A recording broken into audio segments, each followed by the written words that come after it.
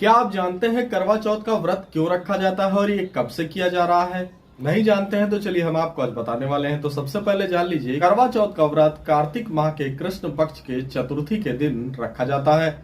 और इस व्रत के पीछे की कहानी की बात करें तो एक बार राक्षस और देवताओं के बीच भीषण युद्ध हो रहा था। देवताओं को हारता देख देवताओं की जो पत्नियां थी वह विचलित हो गई और वह सीधे ब्रह्मदेव के पास जा पहुंची।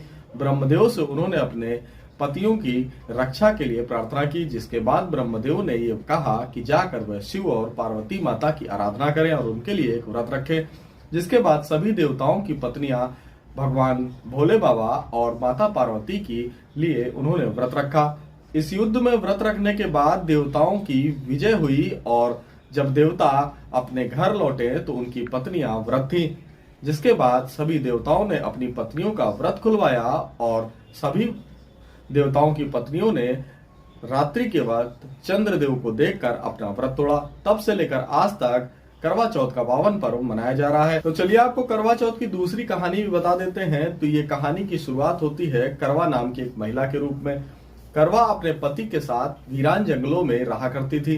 करवा एक पतिव्रता महिला थी और एक बार उनके पति नदी के किनारे पानी पीने गए। इसी दौरान नदी में रह रहे एक मगरमच्छ ने करवा के पति का पैर पकड़ लिया।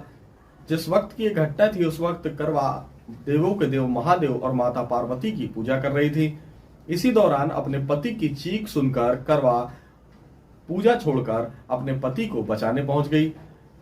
करवा एक पतिव्रता महिला थी, इसलिए उसने मगरमच्छ के पूंछ को एक कच्चे धागे से बांधकर पेड़ में बांध दिया।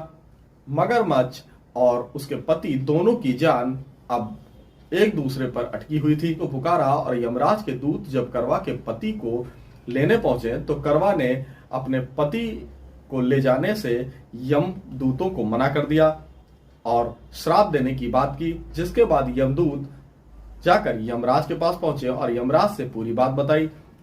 करवा के पति की उम्र पूरी हो गई थी, इसलिए यमराज उन्हें लेने के लिए स्वयं पहुंच गए।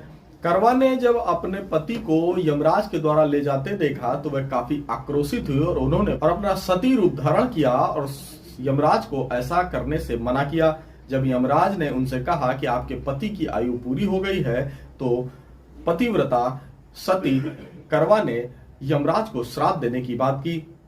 जैसे ही यमराज ने खुद पर श्राप लगने की बात सुनी तो वह करवा के चरणों में जा गिरा और उसने करवा के पति के प्राण फिर से उनके शरीर में छोड़ दिए।